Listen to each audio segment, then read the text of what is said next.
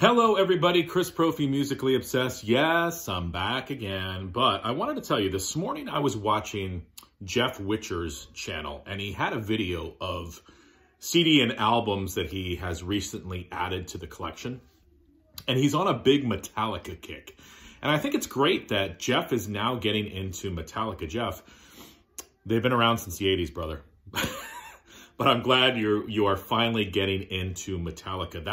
That's been our mission. Josh, Gary, Aaron, and I have been trying to get Jeff more into metal, and he has embraced it. And but he inspired me to talk about my favorite Metallica record, and that's Ride the Lightning. And I wanted to sort of just kind of revisit it, talk about it real quick. I know we all know this record, but this is an amazing album. This was my introduction to heavy metal. Yeah, I was listening to Bon Jovi, Slippery When Wet, but I remember the day, and I've said this before, I bought this record and Black Sabbath, Sabotage, and that day changed my life forever. I had never heard music as heavy and as fast as this. Now, this album was recorded July 27th, 1984, in 3 weeks in Denmark.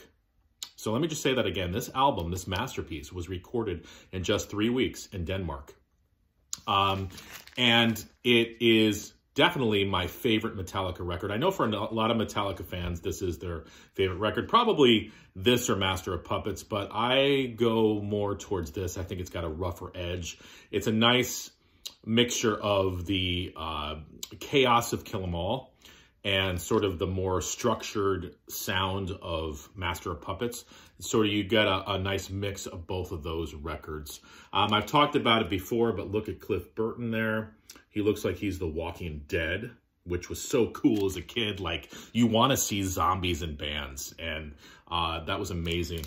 I remember putting this on the turntable as a kid. Now, this isn't the original album I had, but Fight Fire with Fire, as we all know, it opens up with that nice little guitar intro, and I was like, oh, this is nice. I like this. And then it just blistering guitar, the fastest thing I had ever heard. Fight Fire with Fire could be Metallica's fastest song.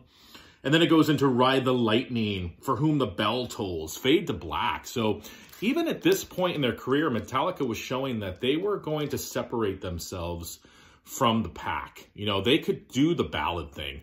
James Hetfield could sing. Trapped Under Ice and Escape. I know Aaron Mutha Alamere has talked about those songs too. They are underrated classics. They're deep in the album, second side. Pull out this record again. Listen to Trapped Under Ice. Listen to Escape. Crazy good songs. Creeping Death, still playing it today. It's just classic thrash, classic Metallica. And then it ends with The Call of Cthulhu, which Metallica would get into that sort of, you know, we're going to have an instrumental on every album sort of thing with Orion on Master of Puppets, right? To Live Is to Die on Injustice for All. But this was, you know, sort of the start of that. I know they had Anesthesia on Kill 'Em All, but, you know, this is sort of like that idea of an epic instrumental. And what was cool about Metallica at this stage of the game was that they were the leaders. People were following them. What Metallica did, other bands were like, oh shit, we got to do that too. Like Testament and Overkill were like, oh my gosh, you know, Metallica has done this, and Metallica's wearing this, and Metallica has this song structure, or this guitar sound, or this drum sound, and we got to do that in our record too. So Metallica, at this point, with Master of Puppets, even with Injustice for All, they were the leaders of their genre. And, you know, nobody could touch Metallica at this point in their career. Now, this is also an interesting album too, because you've also have, you know, still some work from Dave Mustaine. So even though he wasn't in the group, he contributed, you know, ideas in the song Ride the Lightning and also The Call of Cthulhu. So they were still sort of, you know, recycling ideas by Dave Mustaine. And, you know, we know Dave Mustaine would go on to form Megadeth and kind of forge his own path in the metal world. But, you know, this album has a lot of history to it.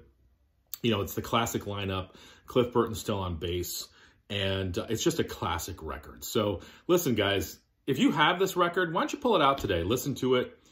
And think of Jeff. Because, Jeff, you are you are starting your, and I'm so proud of you. I feel like you're my son. You're starting your road to metal. You're starting on that road to metal. And I don't know where this road's going to lead you, brother. I don't know. Maybe your next album will be a Death Angel record. I don't know. Maybe this week when I go see Overkill, maybe you'll be in the audience. I have no idea. But, you know, we're proud of you, Jeff. All right, guys. Adios.